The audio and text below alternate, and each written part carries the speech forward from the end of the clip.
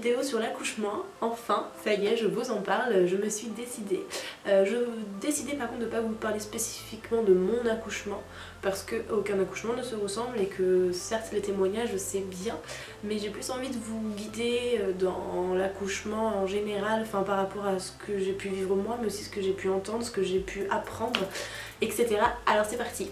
Alors la première chose que j'ai envie de vous dire, c'est quelque chose, c'est vrai qu'on le ressent quand on est enceinte de façon plus ou moins intense. N'ayez pas peur de l'accouchement. Vraiment, n'ayez pas peur de l'accouchement parce que on en fait une montagne, on est persuadé que c'est la chose la plus douloureuse au monde. Alors ça l'est peut-être pour les personnes qui le font sans péridurale, moi ce n'était pas mon cas. Je trouve que la nature a fait la vie, la science l'a améliorée, j'ai envie de vous dire. Donc si la science m'a permis de ne pas sentir trop la douleur, je l'ai pris, donc j'ai accouché avec péridurale. Et j'ai eu plus mal dans ma vie que lorsque j'ai accouché, vraiment, pour des choses tout bêtes en plus.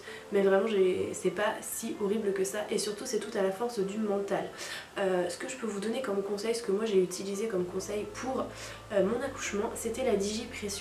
En fait, sur la main, c'est ma sage-femme qui m'a appris ça à la cours de préparation à l'accouchement. Ce que je vous recommande bien sûr de faire, la préparation à l'accouchement, c'est juste trop bien. Donc en fait, sur un des cours à la préparation, elle nous expliquait comment gérer les contractions, etc. Et en fait, elle m'a expliqué les points de digipression, c'est-à-dire qu'il y a un point ici, donc c'est dans un creux. Vous allez trouver vous-même quand vous allez toucher, vous allez voir, il y a un moment, ça vous fait une petite décharge. Et en fait quand vous appuyez sur ce point là, et ben ça réduit considérablement la douleur des contractions, parce qu'en fait le cerveau ne peut pas gérer deux douleurs en même temps. Vous pouvez pas vous faire avoir mal à deux endroits en même temps, ce n'est pas possible en fait.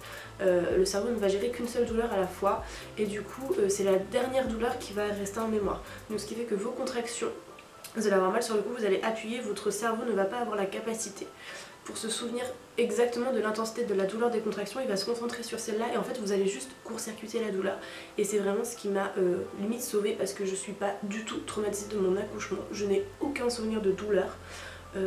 Vraiment c'était magique, c'est-à-dire que pour vous la faire courte, moi j'ai perdu les os à 22 h, donc je n'avais aucune contraction lorsque j'ai perdu les os. Et ce qui est marrant, c'était que j'étais persuadée tout le long de ma grossesse que je n'allais pas avoir de contraction, que j'allais perdre les os avant d'avoir les contractions, et c'est ce qui s'est passé.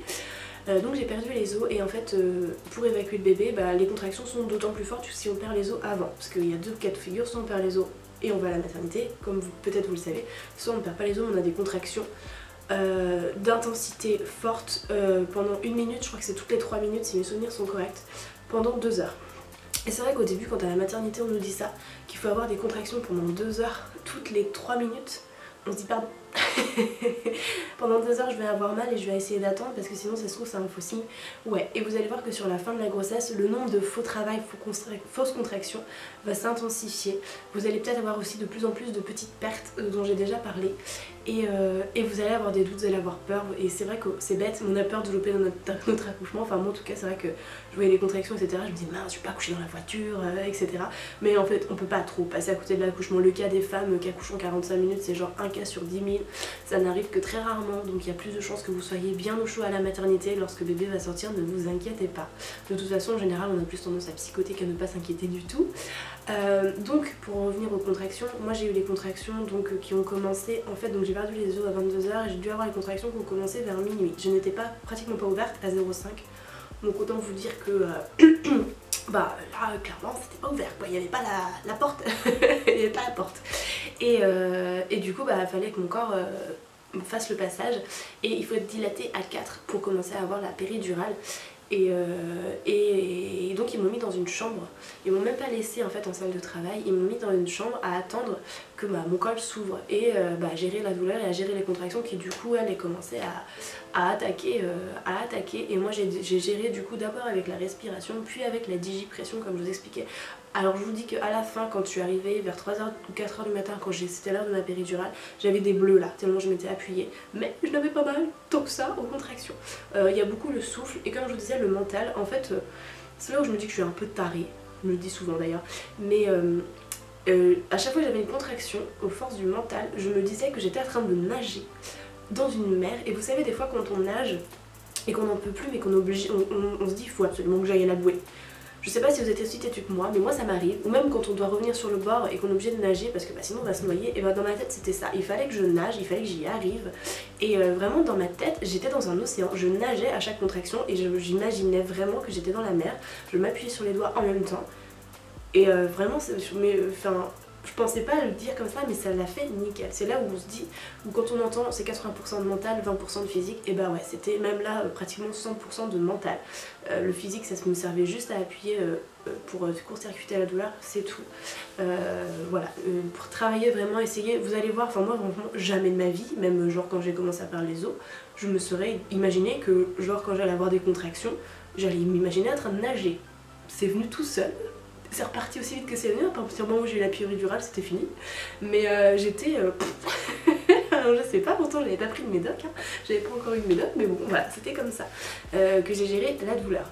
Donc clairement pour celles qui s'inquiètent, qui ont peur d'accoucher, qui ont peur d'avoir le mal comme elles ont jamais eu mal dans leur vie, qui sont toujours en train d'imaginer ces femmes en train de hurler à la mort, en train de déhurer le bébé, ça c'était peut-être valable au 19e siècle lorsque la péridurale et toutes les avancées n'existaient pas, mais aujourd'hui vous inquiétez pas, vous êtes vraiment dans un cadre médical assez important pour que tout ça ce soit du passé, ça n'existe pas, ça existe que dans les films vraiment, de ce que à chaque fois que j'en parle avec des amis, ce qui nous fait le plus peur finalement et ce dont on a été le plus traumatisé, ça n'a pas été du tout ça. C'est quelque chose sur lequel je veux revenir, donc c'est un sujet un petit peu plus compliqué on va dire, c'est la césarienne. Il se trouve que la césarienne se pratique de plus en plus. Césarienne épisiotomie, donc là on rentre dans les sujets un peu pas cool. Alors moi j'ai demandé en fait, et c'est ce que je vous recommande à faire aussi, j'avais fait un projet de naissance en fait, j'en avais parlé à ma sage-femme et je l'avais mis dans mon dossier lorsque j'arrivais, et j'en ai parlé aussi lorsque j'ai été admise pour accoucher en gros. C'est une liste de souhaits qu'on fait pour la maman. Moi j'avais souhaité à ce qu'on ne me fasse pas d'épisiotomie, sauf en cas vraiment si c'était vraiment pas le choix, parce que aujourd'hui il faut savoir que les médecins ont tendance à pratiquer l'épisiotomie beaucoup plus facilement et des fois pour rien en fait, et j'avais pas envie qu'on me découpe en gros, j'avais pas envie qu'on me découpe si ça en valait vraiment pas la peine, parce que après c'est compliqué quoi, l'accouchement déjà c'est bien, mais il faut aussi penser beaucoup au post-accouchement. Et voilà, donc j'avais demandé à ce qu'on évite de le faire. J'avais demandé aussi à ce que je puisse avoir de l'eau en salle d'accouchement, parce que on n'a pas le droit de boire et de manger normalement, sauf que quand on a plus de 12 heures, 13 heures, parfois 24 heures de travail, on ne peut pas ne pas boire. Donc j'avais demandé ça, j'ai eu la chance à ce qu'on puisse m'apporter des verres d'eau du coup, et ça, vous allez voir, vous allez avoir très soif. C'est quelque chose auquel on pense pas, mais vous allez avoir soif. Parce que en gros quand vous faites un footing vous avez envie de boire, et imaginez pour un accouchement. Voilà. J'avais demandé, alors c'est vrai que ça remonte maintenant, j'avais demandé oui, j'avais demandé la péridurale, c'est sûr. Enfin voilà, j'avais fait un projet de naissance, je pense que vous pouvez en trouver sur internet, sinon si ça vous intéresse je peux essayer de vous retrouver le mien. Et en fait déjà ça m'a rassurée parce que en gros je me livrais pas comme ça au corps médical, je leur avais demandé de faire certaines choses. Et pour l'épisiotomie, mine de rien ça m'a servi, parce que moi quand mon bébé est né, ou même quand il a été prévu, il faisait plus de 4 kilos. Et forcément plus de 4 kilos, les gens dans leur tête ils disent quoi, moi pauvre, ça devait être trop horrible. Et pas du tout, j'ai à peine déchiré quand il est sorti, il n'a même pas besoin d'épisiotomie, rien, rien, vraiment rien, tout s'est très bien remis, alors que j'ai des copines qui ont accouché de bébés de 2,5 kg qui ont tout cassé. Donc franchement le poids de votre bébé ne doit pas vous inquiéter par rapport à l'accouchement, ça n'a rien à voir, vraiment ça n'a rien à voir. Je pense aussi que c'est un peu... Et ça franchement c'est que mon avis, je suis pas médecin, mais je pense aussi que c'est beaucoup de mental, c'est-à-dire que plus on va être détendu, plus ça va passer. Parce que je pense que plus on va se crisper, plus forcément il y a des risques que ça casse en fait. Et moi j'étais détendue. Ouais, j'étais détendue parce que j'ai jamais vraiment eu peur de l'accouchement, parce que je me suis dit de toute façon, va falloir qu'il sorte. Donc autant ne pas en avoir peur, parce que ça ne servira à rien, dans le sens où il va falloir qu'il sorte quand même, que j'ai peur ou que j'ai pas peur. Donc autant pas en avoir peur, autant savoir comment ça va se passer et prendre ça un peu à l'envers pour que tout se passe bien. Et c'est ce qui s'est passé. Donc voilà, pour l'épisiotomie et pour la césarienne. Alors en fait, moi mon col s'est ouvert assez vite, jusqu'à 8 cm. C'est à dire que j'ai perdu les os à 22 h, vers 5-6 h du matin j'étais à 8 cm. Donc je suis passée de 0,5 à 8 en 5 heures du coup, parce que je vous dis que j'ai commencé à ouvrir vers minuit. Et le truc c'est que mon bébé est né un peu avant midi, pas donner l'heure exacte, vous connaissez maintenant. Voilà, mon bébé est né un peu avant midi, donc en gros pendant 6 heures ça a été compliqué, c'est-à-dire qu'il a été très long à faire les dernières ouvertures de centimètres jusqu'à 10 cm, et surtout en fait il est resté dilaté au maximum et il ne descendait pas. Ça c'est mon fils tout craché, elle était bien avec maman, il ne voit pas pourquoi il aurait dû sortir. Sauf que forcément plus le bébé reste coincé dans le bas, plus il y a des chances qu'il soit en détresse respiratoire, qu'il ait des problèmes parce que il n'est pas nourri, il y a plein de choses. Et moi il ne descendait pas, on m'a essayé plusieurs fois de me faire pousser et il ne descendait pas. Et en fait j'ai vu le gynéco rentrer dans la salle d'accouchement, et en fait quand on voit le gynéco rentrer dans la salle d'accouchement, normalement il n'y a pas de gynéco, il n'y a que les sages-femmes. On se dit wow, attendez, qu'est-ce que vous faites là? Et en plus il nous dit bonjour, je suis gynéco, et nous on est tellement dans un état à la fois de fatigue, d'appréhension, etc. que franchement je me suis dit attends, pourquoi il y a le gynéco? Qu'est-ce qu'il fait là? Il a regardé et dit bon écoutez, on va réessayer de pousser encore une fois, et voilà. Il repart, on se redonne un quart d'heure, il revient un quart d'heure après, il y a les sages-femmes qui étaient restées avec moi, ils ont dit il descend, il ne descendait pas, et moi j'ai commencé à paniquer vraiment. Autant franchement là tout de suite je me suis dit mais franchement qui casse tout mais qui sorte, juste sortez-moi mon bébé, aidez-moi, sortez-le. Mais en même temps j'avais une peur bleue de la césarienne, je ne voulais pas que l'on me découpe, surtout que j'avais 99% du travail. Mon bébé était bloqué à 2 cm. 2 cm de la sortie, et on se dit mais allez 2 cm, allez-y, prenez un truc, je sais pas, une pelle, allez le chercher, et j'étais là non, pas si près du but, pas si près du but. Et c'est là que le mental a retravaillé, il est repassé et il a dit on fait un dernier essai, s'il sort pas on prépare le bloc, et ils ont envoyé des sages-femmes préparer le bloc pour faire la césarienne. Et là dans ma tête j'ai commencé à paniquer, j'ai commencé à, je sais pas, il y a un truc qui s'est passé. Et la sage-femme m'a dit on fait les centimètres, on y va. Et là je me suis concentrée en fait sur l'accouchement. Le gynécologue est allé chercher de la spatule, mon bébé est sorti à la spatule, je précise. Et en fait je me suis concentrée. Et j'ai poussé, et j'ai poussé. Et en fait j'étais partie toute seule. Moi mon seul objectif dans ma tête, je me suis mis vraiment, j'ai fait une bulle. Et moi il fallait qu'il fasse ces 2 cm, c'était rien, je me suis dit il va les faire ces 2 cm, il va les faire, je vais le pousser, il va y arriver. Et en fait je me suis mis, j'ai pris le rythme et j'ai poussé, et j'ai poussé, et j'ai arraché. Et en fait dans ma tête il fallait qu'il fasse les 2 cm. Et j'étais tellement dedans que quand il est sorti je m'y attendais pas. Parce que moi j'étais encore en train de faire les 2 cm dans ma tête. Et du coup j'ai eu peur quand ils m'ont posé sur le ventre parce que je m'attendais pas du tout à ce qu'il sorte déjà. Et en fait une fois qu'il a fait les 2 cm, le médecin l'a pris à la spatule et il me l'a posé sur le ventre. Et c'est sorti, il s'est passé une demi-seconde à ce moment-là. Et moi je m'y attendais pas, donc j'ai eu peur. Et puis quand j'ai commencé à le sentir bouger, son petit corps tout chaud, c'est, pour celles qui sont mamans, qui vont devenir maman, vous allez voir que c'est un moment, je me souviendrai toute ma vie de ce petit corps tout chaud et qui a ouvert les yeux, qui m'a regardé. Limite j'ai les larmes aux yeux là encore, c'était...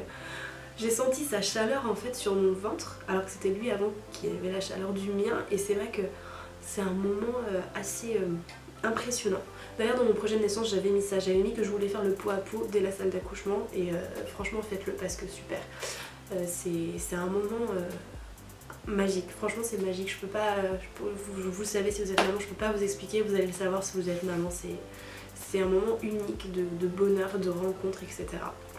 Donc voilà, tout ça pour vous dire, n'ayez pas peur de l'accouchement. J'ai d'autres amis, et c'est arrivé à beaucoup plus de personnes que ce que je ne pensais, qui ont dû passer par la césarienne, qui ont fait comme moi 99% du travail, mais c'était 1% de pas assez. J'en ai une qui a fait plus de 24 heures de travail, qui a fini en césarienne. C'est dur, je pense, mais le plus beau cadeau au final, c'est juste d'avoir notre bébé contre nos cœurs. Et une fois qu'on l'a contre nous, on oublie tout, je pense. Même si je sais que voilà, la césarienne ça a été peut-être dur pour elle, c'est plus long pour les mamans, c'est peut-être un peu, je sais pas, franchement je peux pas parler, j'ai eu la chance de l'éviter à ça, mais voilà, je pense que même si ça arrive, n'en faites pas une phobie, parce que tout ce qui va compter au final c'est d'avoir votre bébé contre vous en pleine santé, et vous allez voir qu'à partir du moment où vous allez vivre ça, vous allez vous faire passer quoi qu'il arrive en second plan, c'est-à-dire que vous allez préférer qu'on vous découpe dans tous les sens du moment que votre bébé aille bien en fait. C'est un instinct, c'est comme ça et c'est ce qui fait la magie d'être maman. Alors si je parle post-accouchement maintenant, en gros comment ça se passe une fois qu'il est sorti. Donc moi on m'a jamais enlevé mon bébé, c'est-à-dire qu'à partir du moment où il est sorti, il a toujours été avec moi à côté. On l'a jamais emmené dans une autre salle. Les premiers soins ça a été fait dans la salle à côté de moi. Je précise que j'ai accouché en clinique. C'est quelque chose dont j'ai pas parlé juste avant et là je suis en train d'y penser. J'ai accouché en clinique, pourquoi ? Parce que je ne voulais pas accoucher au CHU, pas du tout. De l'expérience de ma mère qui a accouché au CHU et que j'ai failli perdre la vie à la naissance déjà. C'est quelque chose... ma mère a vécu un traumatisme qu'elle m'a transmis et que je ne peux pas, je ne pouvais pas accoucher au CHU. Je sais qu'il y a des gens très compétents, mais je ne voulais pas non plus être accouchée par des internes. Je suis désolée s'il y a des internes qui me regardent, mais vous savez, j'ai un peu de mal avec la médecine. CF, ma vidéo bébé malade, mais même avant ça j'ai toujours eu du mal. Je sais que vous avez besoin d'apprendre votre métier, j'en suis consciente, sauf que je veux pas que vous l'appreniez sur moi. Voilà, heureusement qu'il y a des mamans qui sont assez... peut-être, je sais pas, ouvertes d'esprit, courageuses pour que ce soit sur elles, mais moi en tout cas pour mon premier c'était pas possible, pas envisageable, parce que j'avais pas envie d'avoir une flopée de même 2 ou 3 d'internes qui me regardent accoucher. Je trouve que c'est un moment déjà qui limite il y a trop de personnes quand il y a 2 sages-femmes et un gynécologue, c'est un moment qui nous appartient à nous et j'ai pas envie d'en faire un moment médical. Voilà, tout simplement. Donc moi j'ai décidé d'accoucher en clinique avec le suivi de la clinique et ça s'est très bien passé. Juste par contre ce que je peux vous recommander, et je ne sais plus si j'en ai déjà parlé dans une vidéo, c'est de ne pas hésiter à vous faire suivre par une sage-femme. Je ne savais pas que c'était possible et en fait moi ça ne s'est pas très bien passé avec les gynécologues parce qu'ils étaient pas assez dans l'affect et moi je suis quelqu'un, surtout quand j'étais enceinte, j'avais besoin d'affect, j'avais besoin d'empathie. Et ce qui n'était pas le cas pour les gynécologues, je peux comprendre, hein, ils voient je ne sais pas combien d'utérus par jour et combien de bébés par échographie, mais moi j'avais besoin de ça. Et du coup je me suis fait suivre par une sage-femme à partir de mon 5e ou 6e mois. Et là, à partir de là, ça a commencé à aller beaucoup mieux parce que, je sais pas, parce que c'était une femme, parce que c'était pas un médecin mais une personne compétente, parce qu'elle avait de l'expérience aussi, parce qu'elle a su me mettre à l'aise et surtout qu'elle a su m'écouter. En fait quand j'étais enceinte sur la fin etc, j'avais besoin que l'on m'écoute parce que je me disais c'est moi la maman, c'est moi qui vais m'occuper de mon bébé et si on ne m'écoute pas comment je vais faire. Et en fait elle a toujours été disponible, son portable, à répondre à mes appels etc. Même encore aujourd'hui post-accouchement elle est venue à la maison, elle a suivi le bébé, chose que le gynécologue ne fera pas. Donc je ne peux que vous conseiller vraiment de vous faire suivre par une sage-femme. Elle est passée à la maternité, encore aujourd'hui je la vois parce que voilà elle fait tout ce qui est... Elle m'a fait la rééducation du périnée, elle me connaît et c'est tellement mieux d'être suivie par quelqu'un qui nous connaît. Pour qui on n'est pas impatient parmi d'autres parce que finalement les sages-femmes souvent en fait elles font pas le suivi à ce point là et enfin franchement essayez, vous verrez. Ça se trouve vous avez un super gynécologue qui vous connaît depuis des années mais moi c'était pas le cas et franchement je regrette pas. Pour en venir, enfin pour parler des signes annonciateurs, je vais pas forcément développer des signes annonciateurs, il y en a tout et plein et pas assez, enfin c'est quelque chose de compliqué à dire, c'est-à-dire que je vous l'ai dit, vous allez soit perdre les os, soit avoir des contractions toutes les 3 minutes, etc. Pour autant, moi je me suis déjà retrouvée à la maternité pour des faux travail, et ça genre c'est la plus grosse phobie de la femme enceinte en fin de grossesse, parce qu'on attend, on veut le rencontrer, et lui nous fait des fausses joies. Enfin, par exemple, un jour, j'ai eu des contractions pendant 2h30, toutes les 3 minutes, de 1 minute. J'ai été embarquée par les pompiers parce que j'étais ce jour-là en train de faire des magasins. C'est ce dont je vous parlais la dernière fois et j'étais persuadée que c'était le bon moment quoi, enfin ça correspondait bien etc. Et au bout de 3 heures ça s'est arrêté net, voilà. Ça s'est arrêté net, mon bébé est né plus de 15 jours après, voilà, donc c'est pas parce que ça arrive qu'on va accoucher dans les 48 heures. C'est pareil, il y a soi-disant la perte du bouchon muqueux, donc en fait c'est une espèce de, je sais pas, de grosse claire, bouchon etc, enfin ouais, une espèce de je sais pas, de pudding, je ne peux pas vous le dire parce que je ne l'ai pas vu. Soit disant la perte du bouchon muqueux, on accouche assez rapidement après. Faux. faux, archi faux, ça arrive, mais pour autant ça peut prendre 48 heures comme ça peut prendre 2 semaines. Ça annonce vraiment la fin proche, mais ça n'annonce pas la fin imminente, on va dire. Par contre, je crois que c'est quelque chose que vous pouvez mentionner à votre gynécologue ou à votre sage-femme, mais la perte du bouchon muqueux, c'est pas vraiment un signe si annonciateur que ça. Ce que je peux vous dire, c'est qu'il faut absolument que vous alliez consulter si vous avez des pertes de sang. Surtout de sang rouge. Vous allez peut-être avoir un petit peu de sang marron sur la fin, mais très peu. Enfin, en tout cas, moi j'en ai pas eu, je ne peux pas vous dire de façon sûre. Après, franchement, je sais pas vraiment quoi vous dire parce que pour vous raconter vraiment mon histoire, moi quand j'étais sur la fin, mon ventre était violet. Je vous mets une petite photo là. Violet, hein. Vous avez vu l'état de mon ventre. Ce jour-là, plutôt le lendemain, j'avais pris rendez-vous aux consultations d'urgence de maternité, je vais m'en sortir. C'est ma sage-femme qui avait pris rendez-vous parce que je me disais mais il va sortir, ça va exploser, il va sortir par le ventre lui, hein, si ça continue comme ça. Et j'ai vu un gynécologue du coup aux urgences, c'est un gynécologue que j'avais déjà vu, avec qui je ne m'étais pas entendue du tout. Enfin bref. Et en fait, il m'a dit clairement que ça allait être le déclenchement, que le bébé était pas prêt de sortir, qu'il était haut et que le col était fermé. Et que bah voilà, c'était pas pour tout de suite, fallait que je prenne mon mal en patience. Chose qui m'a un peu fait un petit coup au moral parce que bah, quand on est sur la fin de la grossesse, qu'on a le ventre qui commence à devenir violet, qu'on est lourde, etc. Enfin c'est dur, franchement c'est dur la fin de l'accouchement. Je suis plus traumatisée par la fin de mon accouchement que par mon accouchement en lui-même. Clairement pour lui j'allais pas accoucher. Et on était le lundi, j'avais rendez-vous à midi. Et il m'a limite dit bon, vous revenez dans une semaine on vous déclenche. Il m'a même dit d'ailleurs quand j'ai commencé à être un peu dépitée par l'annonce, il m'a demandé si je n'étais pas dépressive. Chose à dire à une femme enceinte de 9 mois, très bonne idée. Et j'ai perdu les os à 22 h le même jour, mon bébé est né le lendemain. Donc je pense vraiment que c'est la preuve par A plus B que même un gynécologue ne peut pas savoir quand est-ce que vous allez accoucher. Les signes annonciateurs, il y en a des millions, mais je pense que c'est propre à chaque femme et surtout à chaque bébé. Chaque grossesse en gros. Quand je suis arrivée à la maternité, le bébé était toujours assez haut, même si j'avais perdu les os, il était descendu un peu mais toujours assez haut, mon col était toujours assez fermé. Donc voilà, et je vais finir sur ça. Je pense que ce qui fait la beauté de la vie, c'est qu'on ne sait pas quand est-ce qu'elle arrive, on ne peut pas le prévoir, c'est la nature et c'est ce qui rend vraiment tout ça magique. Je vous fais vraiment plein de gros bisous, je souhaite un très très bon courage à celles qui vont accoucher, mais ne vous inquiétez pas, franchement, vous allez vivre le plus beau moment de votre vie et dites-vous que c'est le plus beau moment de votre vie et non pas le pire, et vous allez voir, ça va aller très bien. J'espère que vraiment cette vidéo vous aura aidé. Si vous avez d'autres questions, si vous avez envie de savoir d'autres choses, n'hésitez pas à me laisser des commentaires, à me raconter peut-être vous votre expérience de l'accouchement si vous voulez, votre vision des choses. Bye bye!